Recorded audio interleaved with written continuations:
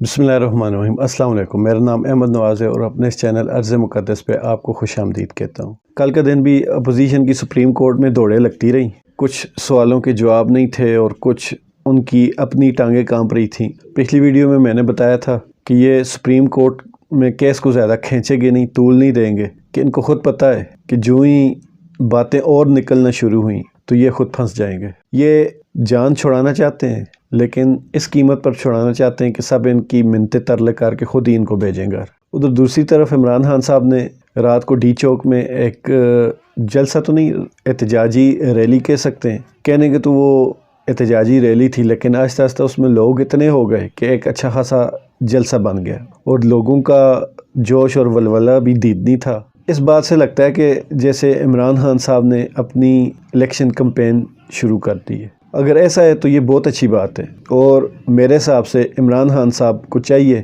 कि उनका एक जो मोमेंटम बना हुआ था मेलसी जलसे से जो स्टार्ट हुआ था उसको अब वो रोके नहीं। रमज़ानुल मुबारक का महीना थोड़ा मुश्किल होता है, लेकिन उनका एडवांटेज ये है कि वो रमज़ान से पहले एक मोमेंटम बना चुके थे। उसी को अगर वो कंटिन्यू करें और उनकी टीम जो सोशल मीडिया पर और आम वर्कर हैं उनको भी एक्टिव करें और पहली बार ऐसा करें कि अपनी इलेक्शन कैंपेन मीडिया और सोशल मीडिया के ज़रिए चलाएं और अपोजिशन को, पीडीएम को एक बहुत बड़ा सरप्राइज़ दे सकते हैं कि रमज़ान के बाद ईद के दिनों में फ़ौरन इलेक्शन करवा दें। वो वैसे भी अवाम में जाने के हक़ में नहीं है, ना ही उनकी तैयारी है अवाम में जाने के लिए। उल्टा ये जो आर्टिकल 6 उनके सर पर लटक रहा है, उनकी वैसे ही टांगें कांप रही हैं। तो आपके लिए बहुत बड़ा एडवांटेज होगा कि आप जल्द से जल्द इलेक्शन का ऐलान करते हैं। मेरे हिसाब से तो अगर आप रमज़ान के फ़ौरन बाद, मतलब कि रमज़ान के बाद अगले 10 दिनों के अंदर अंदर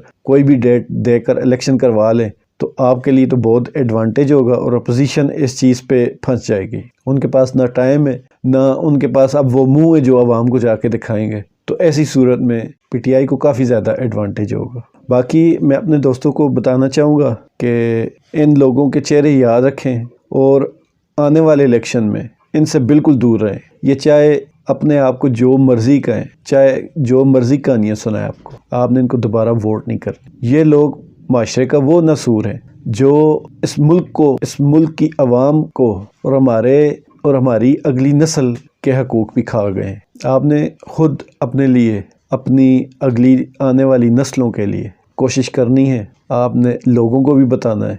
हमारे काफ़ी सारे दोस्त, भाई, बुज़ुर्ग ऐसे हैं जो सोशल मीडिया से दूर हैं। आपने उनको आराम से समझाना है, आराम से चीज़ें बतानी है कि इन लोगों से बचें। पिछले 70 सालों में और स्पेशली जो पिछले 35-40 साल थे उसमें इस मुल्क का अच्छे से बेड़ा गर्क किया है और जब ये मुल्क आसमान की तरफ जाते हुए एकदम से ज़मीन की तरफ आया है, उस अरसे में यही पार्टियां थी जो अब पीडीएम में, इन्हीं पार्टियों की हुकूमत थी। अगर इन लोगों ने इस मुल्क को इस हालत तक पहुंचा दिया है तो कैसे इनसे हम ये उम्मीद और तवक्को रख सकते हैं कि ये दोबारा मुल्क को अपने पाँव पर खड़ा करेंगे। और कम से कम मुझे तो लगता है कि इनमें इतनी एहलियत ही नहीं, एहलियत के अलावा इनकी नीयत भी नहीं ठीक, नीयत भी नहीं है कि ये मुल्क को ठीक करेंगे। आधे से ज़्यादा सियासतदान तो वो हैं जिनके इंडिया के साथ मफादात, और जो बाकी आधे हैं उनके यूरोप, अमेरिका, इंग्लैंड, इन मुल्कों के साथ मफादात हैं।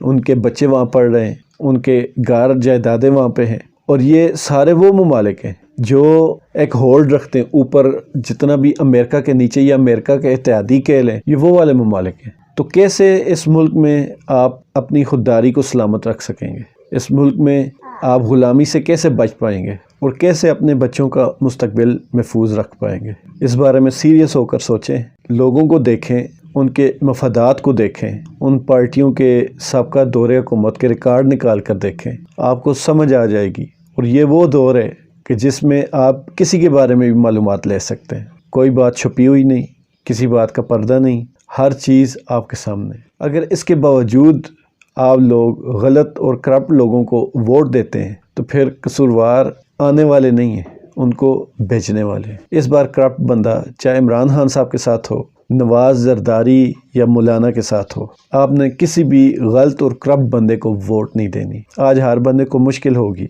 लेकिन आपके आने वाला कल आपके लिए आसान और खुशियों भरा होगा। कोशिश कीजिए कि अपने हलके में जो सबसे اچھا بندہ ہو اس کو چنیں۔ آپ ایک چپڑاسی تک تو اچھا خاصا ٹھوک بجا کر اس کا اچھا خاصا انٹرویو کر رکھتے ہیں، تو آپ اپنا وزیر ایسے کیسے چن سکتے ہیں؟ آپ کو پورا اختیار ہے، آپ جس کو چاہیں ووٹ کریں، لیکن یہ بھی آپ پہ فرض ہے کہ جو شریف، ایماندار اور نیک بندہ ہوگا اس کو آپ نے ترجیح دینی ہے۔ اس کے بعد پھر آپ کا حق بنتا ہے کہ آپ کسی کو برا بھلا کہیں یا کوئی بات کہیں۔ ووٹ آپ لوگ غلط لوگوں کو دیتے ہیں، پھر بعد میں کہتے ہیں کہ ہمارے ملک میں سارے چور ڈاکو ہیں۔ اب خدا رہا اس بار چور ڈاکوؤں کو ووٹ نہ دیجیے گا۔ خوش رہیں، ایمان والی زندگی پائیں۔ اللہ تعالیٰ آپ سب کا حامی و ناصر ہو۔